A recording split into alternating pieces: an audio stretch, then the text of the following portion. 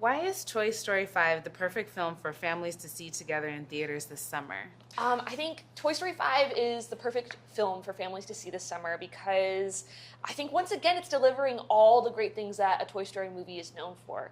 It's very nostalgic, and it's going to give you such an immense emotional feeling for the movies that came before this one and the characters that we all know so well. But it's introducing a very, very funny new addition to the cast in these devices, in Lily Pad, in Smarty Pants, Atlas, and Snappy. So they're going to have so much fun getting to know them. And I think that it's got a really amazing emotional core that's reflecting what we are experiencing in real life. It's Jesse's story, and I think that's what's really fun about it too, is that it's a movie, I think, for any of you that watch Toy Story 2, feel like it's a great companion piece to that. And it has Taylor Swift, guys. Yeah, you can't go wrong. You can't go wrong with Tay. Why do you think the Toy Story films continue to resonate across generations?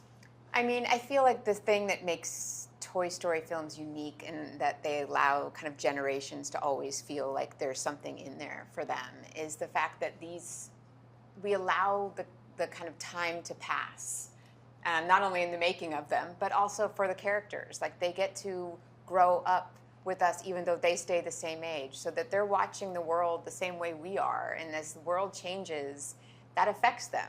And I think that's a really rare kind of opportunity for storytellers to be like, what are the toys dealing with now that technology has come into our world? I mean, they're like little vampires, Andrew Stanton would say. They don't age, but the rest of us do, and the world passes by. And so that their kind of experiences every time we kind of check back in with them for a story are kind of relevant, they're timely, but they also feel like these are still the same characters that we've known now for 30 years. So I think different generations tap into it in a very different way. Which themes in Toy Story 5 feel especially timely or relevant right now? You kind of touched on that. Yeah, I think one thing that feels particularly timely is this idea of how we connect with others. Toy Story 5 is talking a lot about connection, and that is a classic Toy Story theme. We talk about friendships a lot in these films, especially with Buzz and Woody. But Jessie and Lily Pad in this film have very different ideas of what connection can look like and what makes authentic connection. And it's something that we see reflected in our lives day to day. I love connecting with my friends online, especially ones that I'm far away from. But sometimes nothing can truly beat being able to be in person with someone, play with them, be imaginative with them, be bored with them. Which is what we get to do every day at Pixar, is Yeah, be with our it's friends the and be dream. all those things, Absolutely.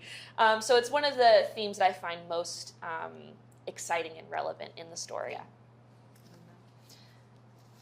Kenna, how meaningful has it been being a part of Toy Story 5 and getting to tell Jessie's story? Toy Story 5 has been a very beautiful and meaningful experience for me because I, from day one, have been a Jessie lover. Toy Story 2 was my first movie that I remember experiencing in theaters, and it had such a profound effect on me because suddenly I knew, hey, stories are awesome and they make me feel things, and I want to tell stories and make other people feel things.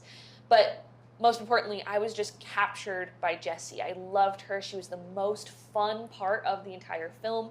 And I saw herself in me, not just in the fun parts of her, but in the messy parts of her and the sad parts of her. And it meant so much for me to see a character like that feel those sad things, but then still find rescue on the other side. So being asked by Andrew Stanton to come on board, not just a Toy Story film, but a Jessie film, it was a dream come true completely, and a little bit intimidating, a little nerve-wracking. I want to do right by her, but I'm just so grateful for the experience. Lindsey, why do you think Jessie's journey in this film is so powerful? I feel like Jessie's journey in Toy Story 5 is one that in many ways we've all been waiting for. And again, if you've seen Toy Story 2, I think many of us have been waiting for it because it feels like there was so much that she needed to resolve, both for herself and for her kind of continued kind of sense of happiness and self-worth. And so I feel like we've all been kind of waiting for this moment for Jessie for quite some time. And then watching this film and watching the journey she takes through it, I think ultimately there was a real sense of like what is it exactly that she needs? And there was a lot of discussion, a lot of versions of that as we made it. And I think different ways that we tried to answer that question as this movie was getting developed and made. And then finally the way we ended the film, where we ended up how we ended up resolving it, I feel is so kind of both universal and very specific to her, which is to say the sense of kind of what is your impact on people. And if you don't know what that is, and if you're not ever clear on what it is, it can leave you feeling like you didn't have one.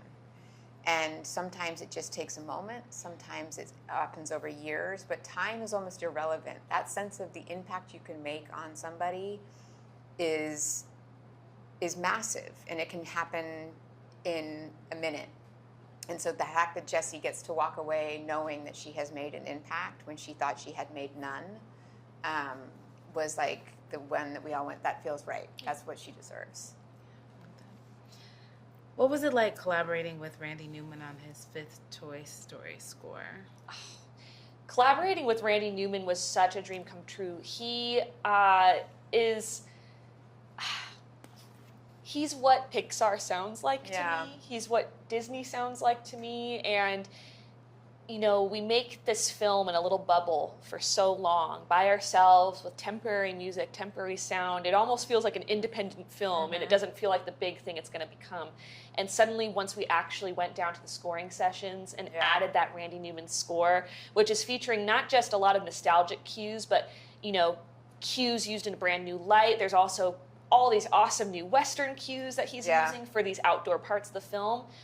It was just so humbling because finally with that music, we went, oh, this elevates it. It elevates it, and it makes it a Toy Story film. Whereas before it was like, this is just a fan fiction that we're all writing together. We're just quietly making what we think might be some version, and then you take it to Randy and he just adds this. It's the heart To it, and it's like it just all of a sudden it's like he flips a switch, and all of a sudden, I mean, it's not that, it's way harder than that. Yes. But he makes it feel as though it's this just magic that he concocts and then adds on top of the film that then makes it feel like it really sits amongst all the others. Okay, last question.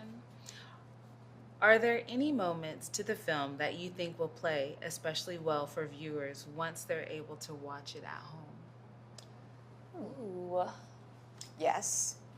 I will say, one thing that I think people love about Toy Story movies is that we do take so much care in the details that sometimes the ability to rewatch and to stop the film and to look at the imagery to either find those Easter eggs, because I think we do that. We love that we put those in there and that people know to look for them, but sometimes when you're watching it real time on a big screen, you're like hopefully so distracted you're not looking for them, but the ability to watch it again and again at home and give yourself the fun of that opportunity to search and find those things, but also just to really notice, like I challenge somebody, please just watch the movie the 7th time you watch it, just watch it and watch all the background character animations. Like try to not pay attention to the main characters and watch how much fun all the animators had animating and doing the performances of all the characters who aren't speaking. They're so funny and so good, and things that you won't necessarily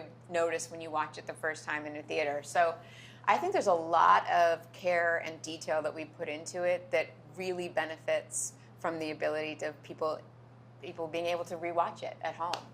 I'm also excited for them to just be able to replay the imagination scenes over and over again, because I feel like when I leave a movie, that usually the thing I'm talking about with my friends is, gosh, that one scene was so funny and I want to like buy a ticket right now and go and see it again just for that. And for me, there's several scenes, including our last big kind of finale, For sure. that I would just like, just put it on repeat in the background.